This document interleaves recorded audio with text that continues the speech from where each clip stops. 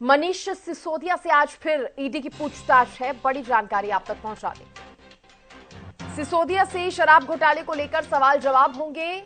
आप प्रवक्ता सौरभ भारद्वाज का बयान सामने आया है। इस बीच उन्होंने कहा जेल में मनीष सिसोदिया की जान को खतरा है। आप प्रवक्ता सौरभ भारद्वाज ने कहा है कि जेल में मनीष सिसोदिया की जान को खतरा है। आपको बता दें, जेल में सजा काट रहे हैं मनीष सिसोदिया, जिस पर आप प्रवक्ता ने उनकी जान को जेल के अंदर खतरा बताया है। मनीष सिसोदिया से आज ईडी की फिर से पूछताछ भी होनी है। सिसोदिया से शराब घोटाले को लेकर सवाल जवाब जहां किए जाएंगे, तो वहीं आम आदमी पार्टी के प्रवक्ता ने एक बड़ा बयान दे दिया है। जेल में मनीष सिसोदिया की जान को खतरा बताकर उन्होंने एक बड़ा बयान यहां पर दिया है। बड़ी जानकारी इस वक्त की आपको बता रहे हैं। ये बड़ी खबर इस वक्त की सामने आ रही है। मनीष सिसोदिया से आज फिर से ईडी की पूछताछ है। ईडी फिर सवालों के जवाब ढूंढेगी मनीष सिसोदिया से, तो वहीं शराब घोटाले को लेकर तमाम सवाल जो हैं वो पूछे जाएंगे।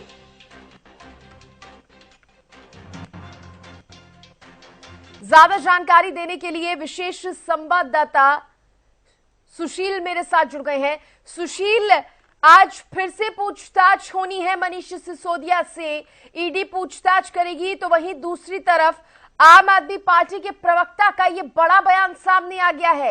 जान को खतरा बता दिया है उन्होंने मनीष सिसोदिया की।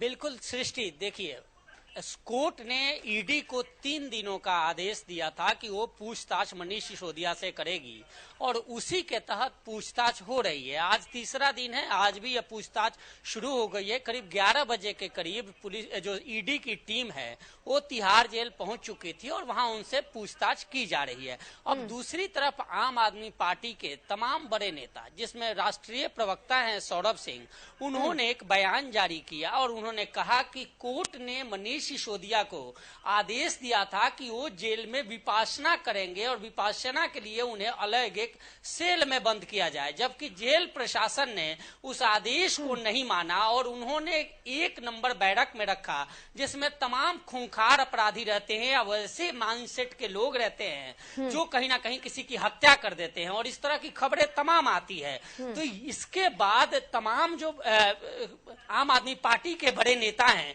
चाहे वो राज्यसभा सांसद संजय सिंह हो या फिर तमाम जो नेता हैं, उनके बयान आने शुरू हुए और ट्विटर पे इसे ट्रेंड कराया गया और सीधे तौर पे भारतीय जनता पार्टी की सरकार पर और नरेंद्र मोदी पर आरोप लगाया गया कि सरकार मरवाना चाहती है, हत्या करवाना चाहती है और इसलिए उन गैंगस्टरों के साथ रख रही है। इसको लेकर देखिए भारतीय जनता पार्टी का भी बयान है, उसके स्पोक्स पर्सन ने साफ कर दिया कि तिहाड़ जेल दिल्ली सरकार के अंतर्गत आती है और उसमें केंद्र सरकार का कोई लेना देना नहीं होता। साथ ही तिहाड़ जेल से भी एक बयान जारी हुए हैं और तिहाड़ जेल से ये कहा गया है कि जो सुरक्षा के प्रावधान होने चाहिए वो तमाम प्रावधान जेल प्रबंधन द्वारा किया गया है। साथ ही बैरक नंबर जेल नंबर 1 के सीजे वार्ड, जहां इस तरह के कैदी नहीं रखे जाते, जहां मनीष सिसोदिया को रखा गया है, तो उन्हें कोई खतरा नहीं है। यह बयान जारी हुआ है, लेकिन इसके बावजूद भी तमाम जो आम आदमी पार्टी के नेता हैं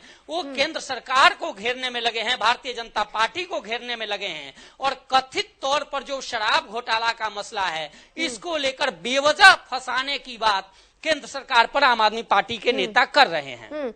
नहीं, अगर कोई खतरा नहीं है, तमाम सुरक्षा के बीच में सिसोदिया हैं, तो क्या महज पब्लिसिटी स्टंट इसे माना जाए आम आदमी पार्टी का, ये कहना कि जान को खतरा है?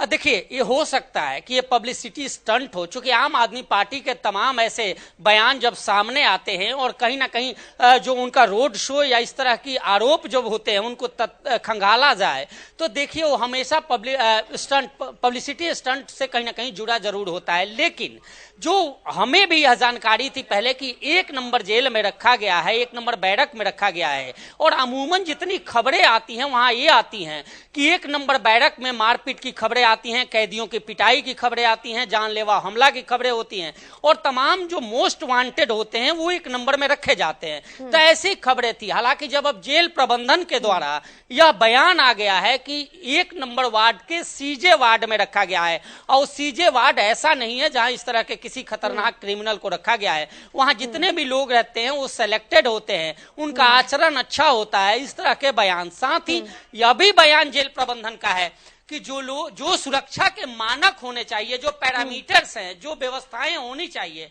वो तमाम व्यवस्थाएं जेल प्रबंधन द्वारा किया गया है। ठीक है, और कहीं ना कहीं जेल प्रबंधन के लिए भी एक बड़ी चुनौती है कि सुरक्षित रखना है, कि जेल प्रबंधन भी इस चीज को समझता है, वरना वो भी सवालों के घेरे में खड़ा हो जाएगा।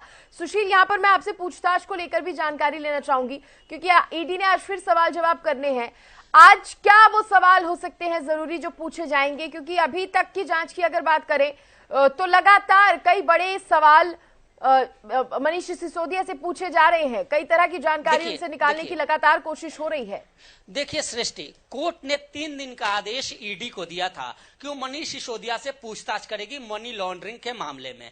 अब जब टीम गई थी, आज भी जो टीम गई है, पूछताछ हो रही है, आज भी पूछताछ शुरू है और इसमें कई नाम और आए हैं। एक और साउथ का एक व्यक्ति गिरफ्तार हुआ और उसको भी कन्फ्रंट्रेशन कराया ईडी ने, मनीष सिसोदिया के सामने उससे पूछताछ कराई कि आखिर जो 100 करोड़ रुपए गोवा चुनाव में आम आदमी पार्टी को दिए गए थे एक शराब माफिया के द्वारा, उसमें एक पूर्व मुख्यमंत्री की बेटी का भी नाम शामिल है, तो वो आखिर पैसे किस लिए दिए गए थे। और इसी सिलसिले में आम आदमी पार्टी के जो कम्युनिकेशन हेड थे विजय नायर, उनकी भी गिरफ्तारी हो चुकी है और अभी तक यह आरोप से उबरे नहीं है कि वो पैसा कैसे दिया गया। और यह माना जा रहा है कि कहीं ना कहीं मनीष सिसोदिया जो नई शराब नीति लेकर आए थे उससे वो तार जुड़ा हुआ है। और एक और बात आपको बता दें सृष्टि कि अमूमन सीबीआई और ईडी में अंतर बस ये होता है कि ईडी जो आरोप लगाती है उससे उस व्यक्ति को जो आरोपित होता है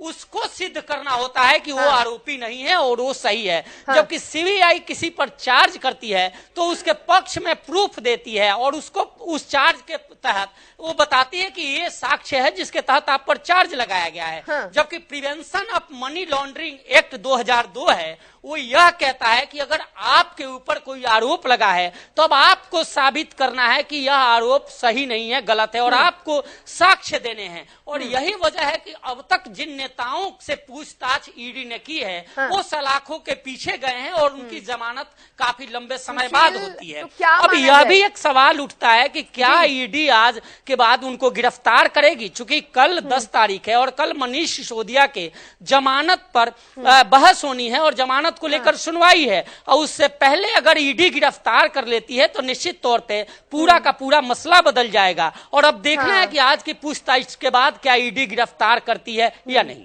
सुशील, फिलहाल तो मुश्किलें कम होती बिल्कुल भी नजर नहीं आ रही हैं मनीष सिसोदिया की।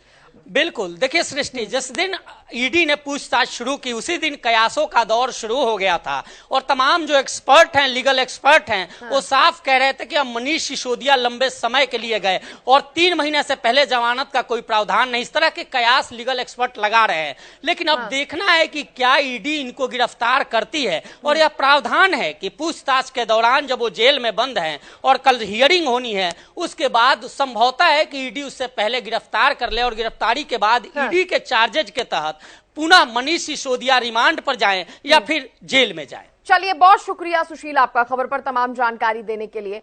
तो अब ये देखने वाली बात होगी, क्योंकि अभी तो फिलहाल ईडी की जो पूछताछ है वो लगातार जारी है, उसके बाद ही और कुछ साफ हो पाएगा।